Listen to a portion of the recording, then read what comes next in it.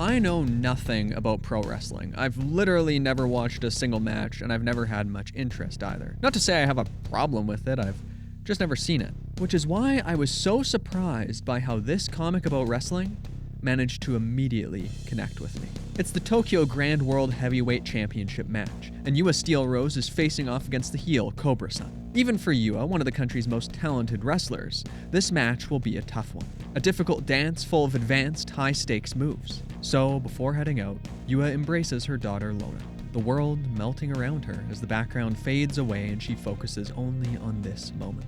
Her husband wishes her luck, and to the electric cheers of a restless audience, she enters the ring and raises her champion belt. But soon, Cobra-san walks in. The crowd boos, he climbs into the ring, and with Lona in the front row, the match begins.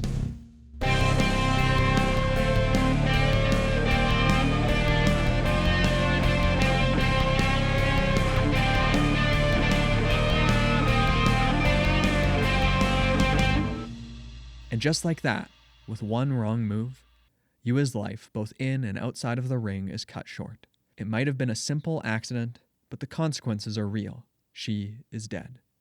And as father and daughter embraced in the hospital, darkness encroaching around them from the rest of the page, small beneath the red emergency written on the wall, the emotions and weight of this loss are made real. And just like that, I was hooked. I read through the entire comic in one sitting, and afterward, it left me with that feeling I only get from a truly great work of art. Maybe you know what I'm talking about. It sounds a bit over the top, but it's this sort of melancholic, out-of-body thing. Like I need time to adjust to the normal world after being so engrossed in a story. And it was that feeling that let me know I had to talk about Do a Powerbomb and recommend it to as many people as possible. Hey there, folks. It's me, the Masked Sniffer, pro wrestler extraordinaire. And you might be wondering why I'm laying here looking up at you like this. Well, it's because I got a problem with my bod. That's right. I smell and it's high time I fix that, buddy! Which is why today's video is sponsored by Scentbird. With Scentbird, you can get any fragrance delivered to your door each month. They've got loads of scents to choose from, and finding the right one for you is easy. Just check what they smell like, or if you aren't sure, take their quiz and they'll give you some options. Since Scentbird is cheap and easy, it's a great way to try out some fragrances without committing to an expensive bottle. This month I received a bunch of options to try out, like the sharp and sweet Duville French Yacht Club for men, or the citrus and tobacco Dolce & Gabbana pour homme, or the fiery This Is Not a Blue Bottle, and the charismatic and confident Better Than Your Ex, who I will beat up in the ring. So if you're interested in getting your scent on with Scentbird, use code LOWUP55 off to get 55% off your first month. That's just $8 using LOWUP55 off. Bye. I believe that comics are an inherently inviting art form. We connect with images and words together immediately. It makes, in my opinion, the perfect platform to introduce someone to new ideas and worlds. Comic creator Daniel Warren Johnson's art instantly grabbed me. It's striking and energetic while still being perfectly readable. The panel's intended order, the focal point of the page, and the flow from word bubble to word bubble always clear because of his carefully considered paneling and page layouts. Backgrounds, meanwhile, often have a somewhat sketchy vibe to them, but not in a way that feels messy. No, instead, it only adds to the comic's electric energy, to that larger-than-life wrestling aesthetic. Even the sound effects are big and bold and unconventional, often outright naming an action taken by the character, written either with sharp edges or mimicking a broad, messy stroke with a paintbrush. Really, there's such a complete and cohesive tone and vibe to the entire story. However, the most impressive thing about the art might just be how immediately understandable the action is. Selling movements in comics and still images always requires a certain level of skill, but selling wrestling moves that many readers, like me, might not even be familiar with, and that can be pretty complex. Choosing the wind-up and impact for each of those isn't easy, but all of the action is so easy to follow that I never even considered this fact until I saw Johnson himself talk about how he had to carefully tackle this challenge. And he totally succeeded. Each wind-up, each step of a move, each impact, he chose just the right images, never giving too much info and never giving too little.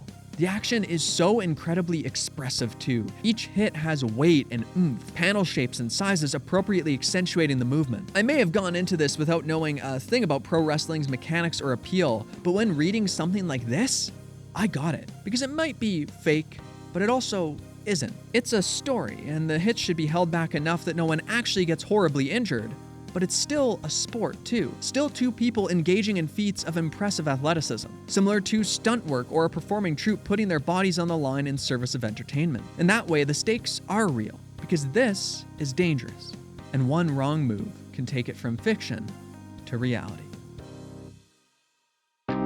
10 years after Yua's tragic death, her daughter Lona follows in her footsteps, or at least she does her best to. After all, no one wants to coach her. They're too worried that they'll become complicit in another terrible tragedy. However, Lona won't give up, even as her father asks her to stop, as he begs and pleads and shouts. This is her dream and her life, and it will be her choice to make. I love the presentation of this argument between her and her father. Mike Spicer's colors are absolutely integral and impressive throughout the whole issue, but here they just really define the tone of the scene. Those deep blue shadows of the street combined with the warm orange glow from the windows. The way the shadows cast off Lona and her father. It's one of those things that can be hard to put into words, but it really grounds the scene. Another part of that is how expressive the characters are. The way the father begins almost shy and quiet, barely moving his hands, looking a bit lost and confused and desperate as he tries to convince her to stop wrestling, until finally, he snaps, his face contorting in rage and pain as he tries to reason with his daughter not by connecting, but by making her afraid of the sport she loves so much. Again, everything about it feels real and genuine. But here's the thing with all this. I still haven't even gotten to the real premise where things really kick into gear as a mysterious man named Willer Necroton finds Luna on that same street, transports her into another world, and makes her an offer she can't refuse. See, he's a necromancer, and he's going to be running his very own tag team wrestling tournament with the greatest prize of all on the line. If Lona wins, he can bring her mother back to life. Already, Yua's death had hooked me, preparing me for an emotional story about a daughter coming to terms with her mother's death, and a husband with his wife's. The art, dialogue, and expressive characters had certainly done enough to sell me on that. But upping the stakes so quickly by introducing this whole thing with Willard? Hell yeah, that's even better. And the snappy pacing will only keep up from here. This comic never rests on its laurels, with a constant barrage of character moments and action. Altogether, by the time I was done, it ended up being one of the most efficient stories I've ever read. 7 issues with not a single page wasted. So far though, I've only talked about the serious side of this story. But Johnson's sense of humor is just as important. Take Willard. I thought this dude was gonna be a sinister menace, with how he's cloaked in shadows and got that whole deal with the devil thing going on. But then, on his world, he's got this suspiciously normal guy named Bob who serves him cheese. He casually talks about his life, almost like he's just desperate for human connection. He's got Puroresu written on the back of his jacket, and his reason for doing all of this, for hosting something as insane as a tag team tournament with a soul on the line, is because I love pro wrestling! I think this is it, folks. I think I'm experiencing some peak fiction here. But keep in mind, this is a tag team tournament. So it's not like Lona will be fighting alone. No, she'll need to join forces with someone else. Someone who would be willing to put their life on the line to bring her mom back from the dead. Someone like Cobra-san, a man broken by the guilt of what happened that day. Which is just fantastic. Lona's side of things was already plenty interesting, but diving into Cobra-san, diving into the pain he would also feel, couching it in him and Lona needing to work together, what a phenomenal premise, with ample opportunity for emotion, action, and pathos. And Johnson dives right into that potential.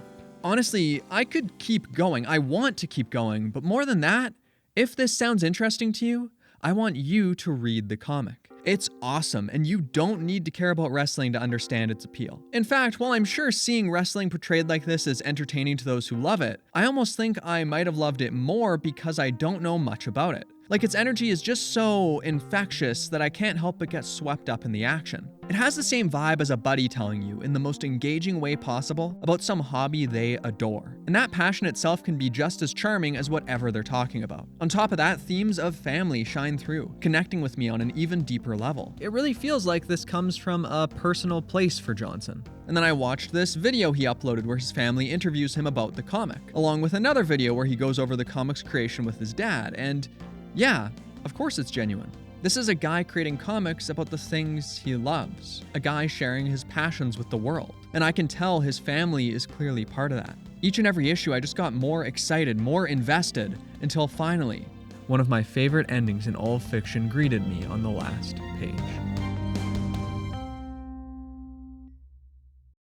Thanks for watching. I hope you enjoyed the video. If you did and the comic sounds interesting to you, I've got a link to purchase it in the description. So yeah, I think it's great. All the background music for this one is original stuff I made, so that's all going on my second channel, which I'll also link in the description. Also, thanks to Scentbird for sponsoring this video. You can check them out too if you're interested. And as always, thank you for watching.